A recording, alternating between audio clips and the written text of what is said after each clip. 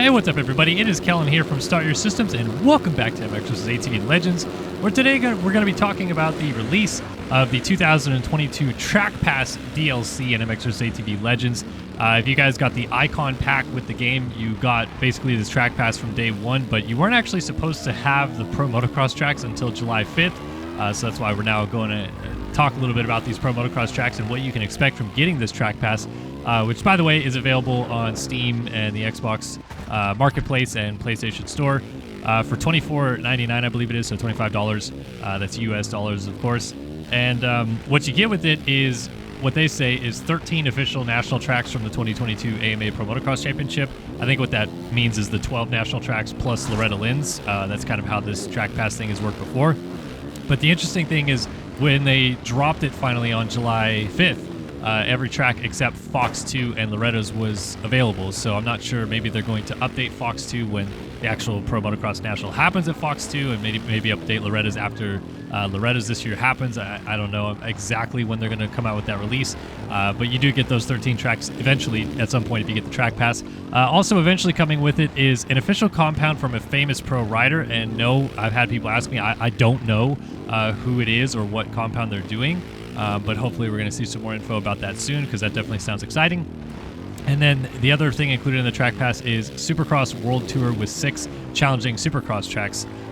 So again, it's going to be 6 tracks. I do know for a fact it is not going to be the FIM World Supercross Championship tracks. It's just some custom tracks that are based on world environments, I guess, like some places that are not in the US that you'll be able to race and have some fun. So that's kind of the update on what's in the Track Pass. But what I'm showing you guys here right now today is I'm going to show you a few laps on, first of all, Fox Raceway 1, which it looks like they have updated to mimic the track from the Pro Motocross season this past year. Like everything that we saw at the Pro Motocross opener is what you see on this track here. They have the finish line section completely rebuilt. They have the first corner complex completely rebuilt with the kind of the uphill rollers into the downside before the whole shot line. That's all completely redone. So we're going to do some third-person laps and some first-person laps. And I'm doing this with pre-recorded laps again, just because I like to be able to do this now where I can kind of talk over some gameplay and give you guys a little bit more detail about what's going on instead of missing a bunch of stuff, because I'm not looking at a script or anything like that. I'm just playing the game. So anyway, first-person lap here of Fox Raceway 1. And like I said, Fox Raceway 2, I think they're going to come out with an updated version of it.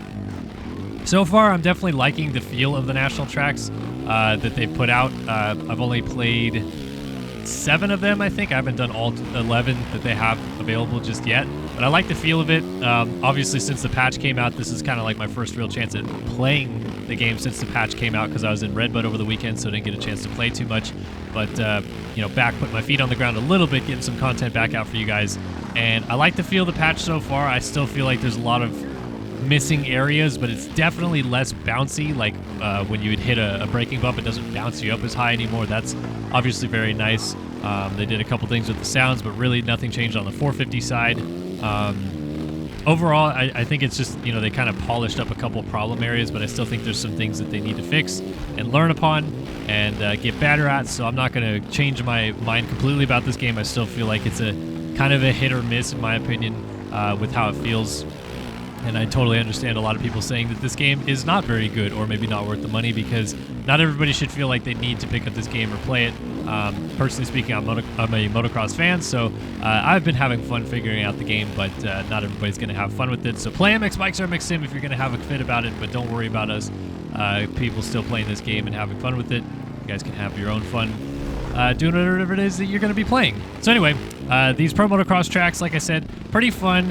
It was really cool to see that they did actually like re-replicate the Fox Raceway track. Now, the weird thing is they didn't, I guess, like re-replicate everything, because there's still rounds to come that might have some minor changes on them that we're not going to see, because I don't think they're going to update the tracks. Like, so we're going to finish up with Fox Raceway 1, go to Thunder Valley here, and Thunder Valley to me is, again, just about as updated as it could be. Okay, there are 2 things on Thunder Valley that remind me, now that I'm thinking of it, that they didn't fix or didn't change, and I think that maybe just they didn't have the time to, or something like that.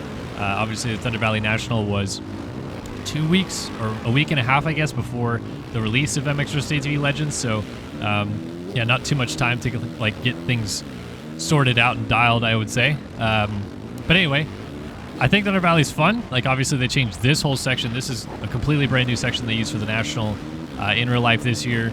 I'm still kind of out on this section. I know that they're trying to slow down this long right-handed sweeper that Eli Tomac, James Stewart, and a lot of others have had huge crashes on, as well as the first downhill coming off of the very top of the hill. They're trying to slow all that down, so they tightened up this whole section. Again, personally, I still am not too much of a fan of the change just because I feel like it really one-lined. That entire section is really hard to find areas to make passes. Some guys still did, but again, I think that there was a better way to recreate that section and maybe slow it down. But anyway, I digress.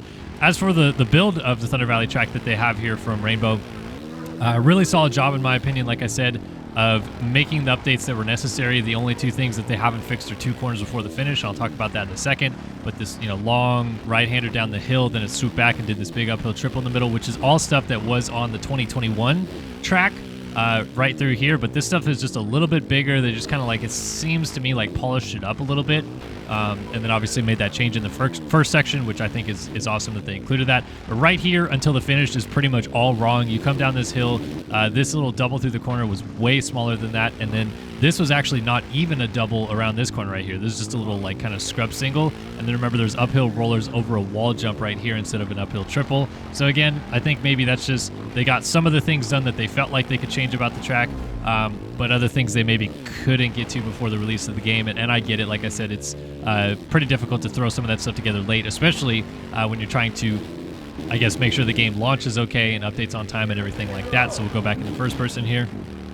So far with playing national tracks specifically, but definitely it's been helping me with Supercross, I've gone to manual transmission exclusively, so this is all being done with playing in manual transmission. And really, more or less, it's second or third gear just about everywhere, especially on a 450. You can go to fourth on a couple downhills, maybe all the way down to first on some really, really tight hairpins. Like at Southwick, there's a couple ones that are like that.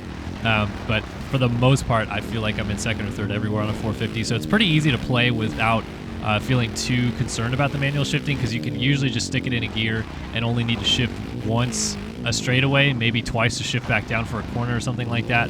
But definitely is better at helping you keep your flow up, because the automatic gearbox kind of sucks at like auto clutching you and doing some weird things like that, where like you'll be going up a hill and because you're going over bumps and not getting a lot of forward momentum, it'll like shift you back down to first and then jump you back up to fifth because it's not really sure what's happening.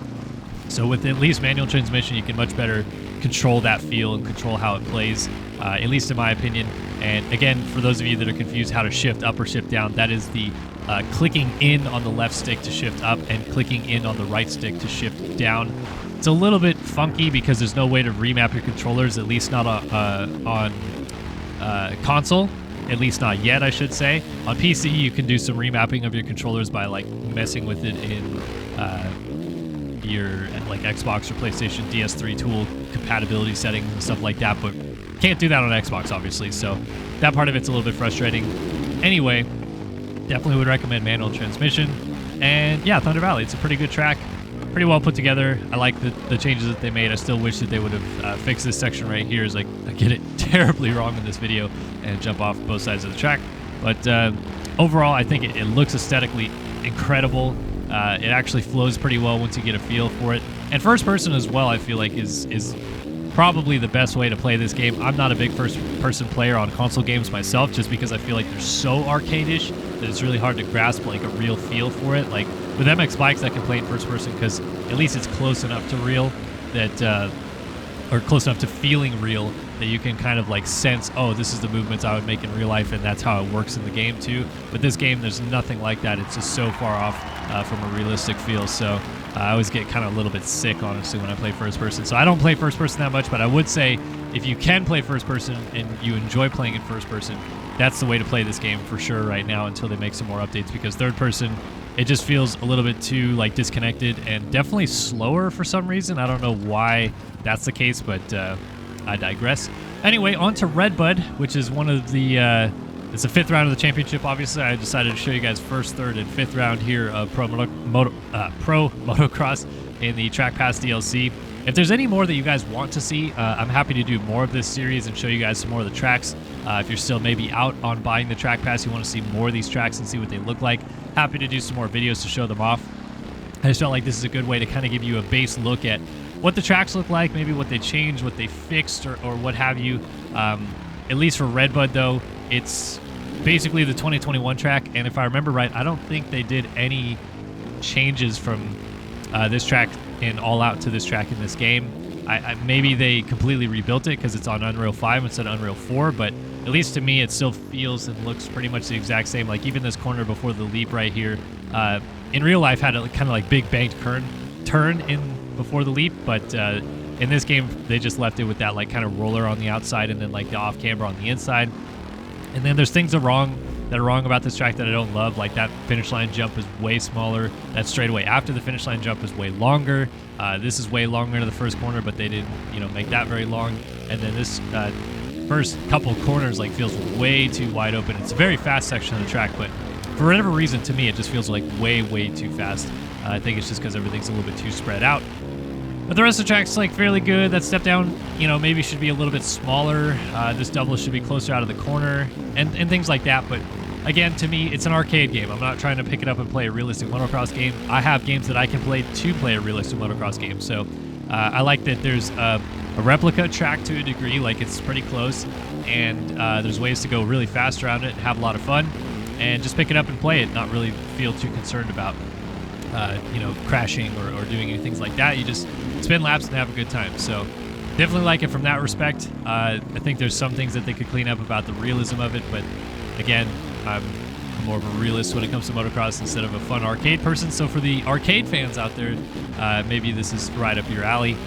Couple corners to go here to show off some Redbud in first person. I'll send you guys on your way today. But again, the Track Pass DLC, $24.99, $25 essentially, US dollars.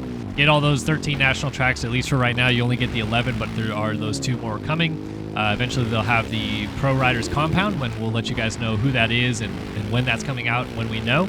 And then the 6 World Supercross tracks, which will be a lot of fun to show off because I'm pretty sure it's going to be really cool environments as well to show off with that. So that's the Track Pass DLC. Hopefully you guys enjoyed this video and got a cool synopsis of what the tracks look like in the game. If you guys want more, let us know.